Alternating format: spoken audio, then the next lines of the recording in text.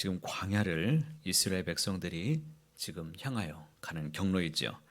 근데 광야는 이스라엘 백성들에게 단순한 경로가 아니었습니다.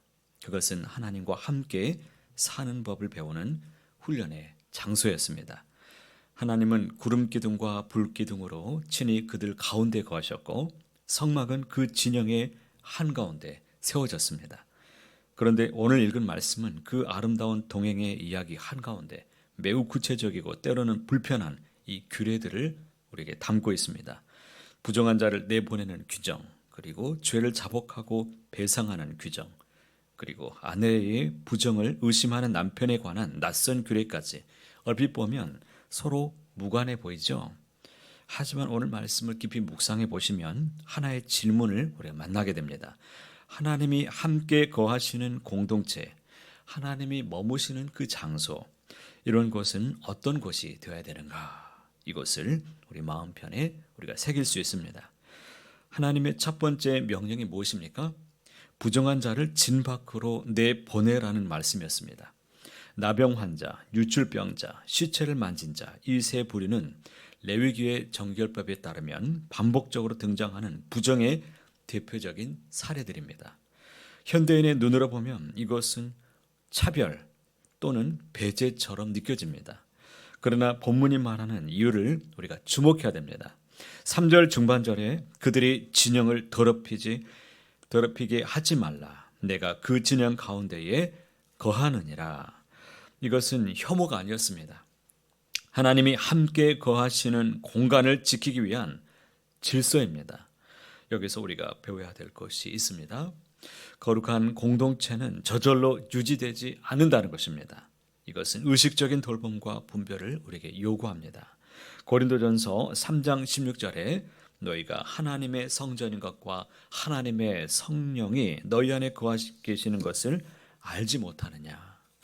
하나님의 영이 거하시는 공동체는 그 거룩하심에 합당한 질서를 우리에게 요청합니다. 오늘 하루 이 질문을 가슴에 품으시기를 바랍니다. 내가 몸담고 있는 공동체와 가정에서 그리고 일터에서 거룩함을 위해서 내가 내려놓아야 될 것이 무엇인지를 꼭 묵상하시길 바랍니다. 가볍게 던진 한마디, 무심코 나눈 이야기, 그것이 누군가의 마음을 상하게 하고 공동체의 거룩함을 흐리게 하고 있지는 않은지를 우리가 돌아볼 수 있기를 바랍니다. 혹시 우리의 마음속에 비교하는 마음, 시기하는 마음, 판단하고 불평이 자리 잡고 있지는 않습니까? 겉으로는 함께 있지만 마음으로는 이미 공동체를 나누고 있지는 않는지 오늘은 그 마음을 내려놓았으면 좋겠습니다. 대신 이해하고 품어주는 마음을 선택하시길 바랍니다. 하나님이 교회만 계시는가? 내가 사는 곳에 함께 거하신다라는 생각을 꼭 품으시길 바랍니다. 거룩함은 거창한 데서 시작되지 않습니다. 아주 작은 우리의 선택에서 시작됩니다. 오늘 하루 나는 가정을 살리는 선택을 하겠습니다. 교회에서, 일터에서 이런 거룩한 이런 고백이 있길 바랍니다. 그럴 때 하나님은 거하실 거룩한 공동체를 우리 가운데 세워가실 것을 믿습니다. 두 번째로 보게 되면 더 개인적인 차원으로 이제 들어옵니다. 누군가를 속이거나 억울하게 했을 때 우리가 어떻게 해야 되는가? 본문은 그 회복의 순서를 명확하게 우리에게 제시합니다. 자복하고 배상하고 속죄하라고 말합니다. 주목할 것은 6절에 있는 표현이죠. 죄를 범하여 여호와께 거역함으로 죄를 지으면, 이 말씀을 한번 새겨보십시오. 이웃에게 해를 끼친 것이 곧 하나님께 대한 범죄로 규정하고 있다는 사실입니다. 회복도 두 방향으로 그러기에 이루어집니다. 하나님 앞에서의 자복함 그리고 이웃을 향한 배상으로 이루어지고 있습니다. 이 구조는 훗날 요한 1서에 이렇게 말씀하죠. 만일 우리가 우리 죄를 자백하면 그는 미쁘시고 의로우사 우리 죄를 사하시며 우리를 모든 불의에서 깨끗하게 하실 것이요. 하나님은 자복하는 자를 외면하지 않으십니다. 오히려 자복을 통해서 회복의 문을 우리에게 열어주십니다. 그렇다면 오늘 이 질문이 우리에게 필요합니다. 하나님 앞에 아직 자백하지 못한 채 마음 한켠에 쌓아둔 것이 있으십니까? 하나님께서는 모든 것을 다 알고 계십니다. 마지막 단락에 보면 오늘 본문에서 가장 길고 가장 낯선 본문이 등장하죠. 아내의 부정을 의심하는 남편이 아내를 제사장에게 데려오면 제사장은 흙과 물을 섞어 만든 이 쓴물을 마시게 해서 시험한다는 규례입니다. 오늘날 우리 성도들에게 이 본문은 여러 가지 이 불편함을 안겨줄 것입니다. 그러나 본문의 핵심을 붙들면 이 규례가 전하는 깊은 진실이 우리에게 보여집니다. 이 규례가 작동하는 전제는 이것입니다. 사람의 눈으로는 볼 수 없는 것이 있다는 것이죠. 남편도 아내도 어떤 증인도 확인할 수 없는 영역이 우리에게 있습니다. 그 영역을 하나님이 판단하신다는 것입니다. 쓴물 시험은 인간의 재판이 종료된 그 자리에서 하나님의 재판이 시작된다는 선언입니다. 이 규례는 실제로 억울한 자를 보호하는 기능을 감당했습니다. 증거도 없이 의심을 받는 아내가 있다면 이 아내의 결백은 하나님이 증명하십니다.